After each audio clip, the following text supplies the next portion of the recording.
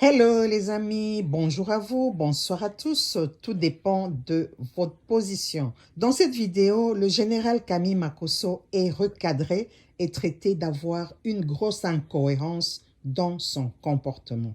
Suivons ensemble cette vidéo jusqu'à la fin s'il vous plaît et puis dites-moi ce que vous en pensez dans les commentaires. D'ici là, portez-vous bien et à la prochaine. Ciao, ciao. Hello la famille, j'espère que vous allez bien.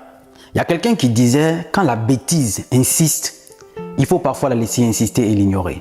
Mais à un certain moment, il faut parfois ramener certains grands frères à la raison. Vous savez, notre ennemi là, ce n'est pas forcément les Occidentaux. Il y en a aussi des ennemis qui sont parmi nous, qui ont pour seul objectif de manipuler et diviser. Écoutons un peu ce que dit le célèbre pasteur Makosso au sujet du Gabon, pour qu'après on lui ramène à la raison, pour dire il était où quand ça concernait le Niger. Shalom à tous, j'espère que tout le monde se porte bien et j'espère que tous les Africains intelligents et non émotionnels se portent bien. Je me suis levé ce matin et l'on me dit « Oh, général !» J'ai dit « Qu'est-ce qui se passe ?» On dit « Il y a eu un coup d'état au Gabon. » J'ai dit « Ah bon ?» J'ai dit « Ah d'accord. Qui a fait le coup d'état ?» On dit « Ah, c'est la carte républicaine et autres. » D'accord. J'ai dit ok. Je vais sur internet, je regarde les informations. J'ai dit ok. J'ai dit Seigneur, qu'est-ce qui se passe au niveau du Gabon? En même temps, ça fait tic dans ma tête. Déjà, l'objectif n'est pas de tout écouter ce qu'il dit. Parce que pour moi, ce qui m'intéresse, ce n'est même pas le fond de ce qu'il dit. Je n'ai rien à voir. En fait, le fond de ce qu'il dit, pour moi, n'est même pas un problème. Moi, c'est sa sortie juste sur le Gabon. Comme par hasard, depuis un mois, toute la jeunesse africaine, consciente comme il dit, sont mobilisés contre l'intervention de la CEDEAO au Niger. Parce que c'est nos propres frères là-bas qu'on va ensanglanter. Toute la jeunesse consciente. Les panafricanistes, comme lui-même il s'est dit souvent, il est panafricaniste. Certains sont sortis parce que la seule voie qu'on a, c'est de se servir d'Internet pour créer des contenus, pour porter notre voix, pour dire non à cette intervention au Niger. Mais comme par hasard, durant un mois, Makosso, il a disparu des réseaux sociaux. Il était muet, il était sourd, il était aveugle. Il était caché sur TikTok, là où il faisait des lives pour demander aux enfants d'envoyer des cadeaux. Parce que tout ce qui compte pour eux, c'est juste l'argent. Non, il n'était pas là. Pendant que c'est son président, c'est le président de la Côte d'Ivoire qui est déterminé coûte que coûte, accompagné du président sénégalais et le président Patrice Talon, sous la pression de la France. Coûte que coûte qu'il faut ensanglanter le Niger. Pourquoi? Parce que ce pays, le seul crime qu'ils ont commis, c'est se séparer du néocolonialisme. On veut notre liberté totale. Mais quelqu'un comme ça, il était sourd, il était aveugle, il était caché. Ça, il ne parlait pas, il avait disparu de Facebook.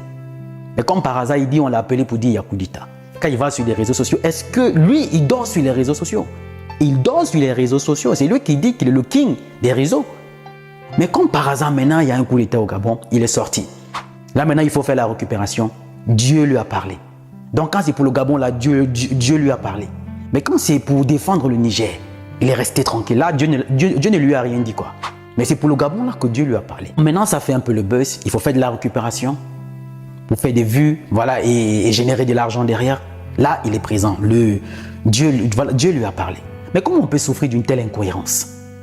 Comment on peut souffrir d'une telle incohérence? Et moi, je m'indigne un peu sur la catégorie des personnes qui accordent encore du crédit à ce monsieur. Parce que moi, je me dis, loin de moi l'intention de le dénigrer, pas du tout. Mon éducation ne me le permet pas. Mais à un certain moment, quand certains grands frères insistent sur une mauvaise voie, il faut parfois leur dire, grand, là, vous avez déconné. Cette génération que nous sommes plus que déterminés. Et on n'acceptera pas la manipulation. On n'acceptera pas la distraction. Il y a un sujet très important où nos frères du Niger, jusqu'à aujourd'hui, ce n'est pas encore terminé. L'Union européenne a fait une réunion aujourd'hui. Parce qu'ils sont décidés coûte que coûte à vouloir intervenir militairement dans ce pays. La France qui a, 1, évacué ses ressortissants. 2, elle demande à l'Algérie le survol de son espace aérien pour aller bombarder nos frères là-bas. C'est nos propres frères qui sont faciles à tuer. Eux, ils ont déjà enlevé les leurs. Mais les gens comme ça, ils sont silencieux. Ils sont calmes, ils n'ont rien dit. Pourtant, ils ont une voix qui porte. Quand le journaliste Martinez Zogo est mort au Cameroun, lui, il a grimpé dessus. Au point d'interpeller même les influenceurs camerounais. Stifa, on a des vidéos encore sur les réseaux sociaux. Mais quand ça concerne le Niger, il s'est tué, il est aveugle. Là, il n'a plus parlé. Mais comment peut-on souffrir d'une telle incohérence? Comment peut-on souffrir d'une telle incohérence? Mais comme c'est pour le Gabon, maintenant tu te lèves, tu parles, Dieu t'a... Non, si tu t'es tué pour le Niger, tais-toi pour le Gabon, frère. Tais-toi pour le Gabon. Dieu ne t'a rien dit. Dieu ne t'a rien dit. Ne vous servez pas du nom de Dieu pour manipuler la jeunesse. Non. Non. Non, non. Et puis tu ne te rends même pas compte que plus tu insistes dans cette bêtise, tu es en train de perdre en crédibilité. Toi, regarde comment tu as perdu en crédibilité. Il fut un moment où tu avais une voix qui portait, les gens te prenaient au sérieux. Mais maintenant, vu tes prises de position qui sont maintenant visibles, on t'accorde plus du crédit. Pas du tout. Que ce soit en tant que pasteur ou homme d'affaires ou quoi, on t'accorde plus du tout du crédit. Loin de moi l'intention d'entrer en clash avec toi. Mais je veux juste te ramener sur ton incohérence. Moi, j'ai fait, je crois, 3 ou 4 vidéos sur le Niger. Et tous ceux-là qui ont leur voix qui porte, le grand frère Zach Mouekassa et tous les autres qui ont dit, parce que c'est le seul moyen qu'on a de défendre notre continent. Mais voilà les gens comme ça, silencieux. Pourtant, ils ont une voix aussi qui porte. Non, mais ils sont restés silencieux. Mais aujourd'hui, comme ça concerne le Gabon, non, il sort, Dieu lui a parlé, il a toujours quelque chose à dire. Toujours incohérence dans la manipulation. Bon, on comprend aussi que tu es un pro-Ouattara. Toi, tu l'as dit sur le plateau de Canal 2 au Cameroun. Mais ça n'exclut pas le fait que tu lui dises la vérité quand il y a une situation d'injustice.